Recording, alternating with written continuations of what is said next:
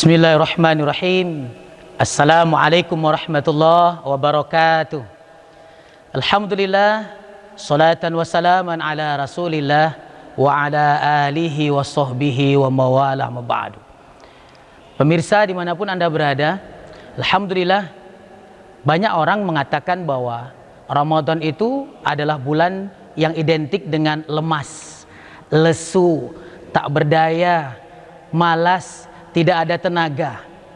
Sebetulnya persepsi ini adalah sebuah kesalahan yang sangat besar. Karena kalau kita melihat sejarah, sebagian besar perang yang terjadi di masa Rasulullah itu terjadi di bulan Ramadan. Bisa kita bayangkan di siang hari yang terik dengan udara yang begitu panas, matahari yang bersinar sangat luar biasa, umat Islam melakukan perang di tempat terbuka. Tidak ada pohon-pohon apapun, tidak sama seperti di tempat kita. Nah, kalaulah seandainya orang-orang yang ikut berperang ini, mereka-mereka yang semuanya sedang tidak berpuasa, mungkin mereka pasti akan punya waktu untuk mengisi energi dengan makan dan minum.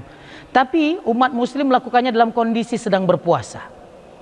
Mereka tetap bugar, mereka tetap semangat, mereka tetap memberikan perlawanan yang sangat luar biasa. Oleh karena itu, dimanapun kita berada, yang perlu diingat bahwa Ramadan bukanlah orang-orang yang tidak mampu melakukan aktivitas. Bagaimana caranya di bulan Ramadan kita juga masih bisa menjaga kebugaran tubuh kita. Nabi mengatakan summu tasihu, berpuasalah kamu karena puasa itu akan menyehatkan kamu. Orang yang sehat pasti badannya segar. Apa itu? Sehat dan bugar. Lalu bagaimana caranya kita untuk bisa mendapatkan kebugaran di dalam bulan Ramadan? Ada 3 hal yang harus kita ingat. Yang pertama, istirahat yang cukup. Bulan Ramadan adalah bulan yang penuh dengan aktivitas ibadah. Pagi kita ketika terbangun pukul 3, kita masih sempat untuk qiyamul lail, sholat tahajud, mendekatkan diri kita kepada Allah Subhanahu wa ta'ala. Kemudian kita masih sempat untuk tilawah Quran, barang 1 lembar atau 2 lembar. Kemudian kita masih sempat untuk makan sahur. Jangan pernah lewatkan makan sahur, karena makan sahur ini sesuatu yang sangat luar biasa. Banyak orang yang karena tidak mau terganggu tidurnya, karena tidak mau melawan rasa kantuknya, mereka rela makan di tengah malam lalu tidak terbangun di waktu sahur. Ini adalah suatu kesalahan, karena bangun sahur adalah sebuah pahala yang juga sangat besar di sisi Allah Subhanahu wa ta'ala.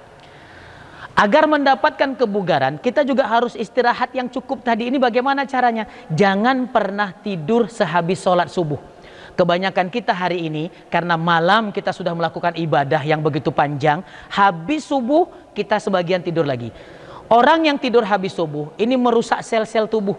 Makanya sangat tidak dianjurkan tidur selesai sholat subuh, karena akan melemahkan fisik kita.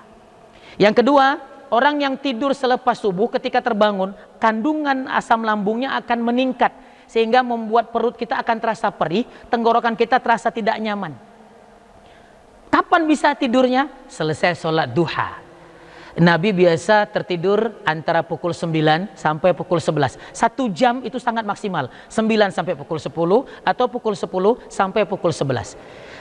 Malam, kalau memang tidak ada kegiatan apapun setelah kita melakukan ibadah, tidurlah.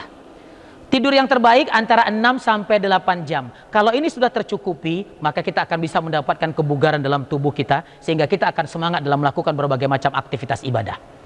Yang kedua, bagaimana caranya kita mengkonsumsi makanan dan minuman yang bergizi. Di bulan Ramadan, kita membutuhkan banyak cairan. Kalau sekali minum pasti tidak akan mampu. Makanya ketika terbangun pukul 3, Nabi terbiasa kalau bangun tidur pasti minum air putih 2 gelas. Karena ternyata minum air putih ini akan membantu pencernaan kita, membantu menetralisir asam lambung kita. Di bulan Ramadan kita butuh cairannya banyak, makanya usahakan minum seketika bangun tidur 1 gelas paling minimal atau 2 gelas.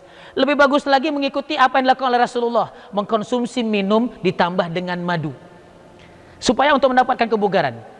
Nah, kalau ini sudah kita dapatkan, kemudian kita mengkonsumsi makanan yang mengandung vitamin, insya Allah siangnya kita akan kuat dan malamnya juga pasti akan kuat. Dan yang terakhir, tetaplah melakukan aktivitas fisik berupa olahraga yang ringan. Apakah bersepeda, ataukah jalan sebentar, atau mungkin olahraga-olahraga lain, mamanya memanah.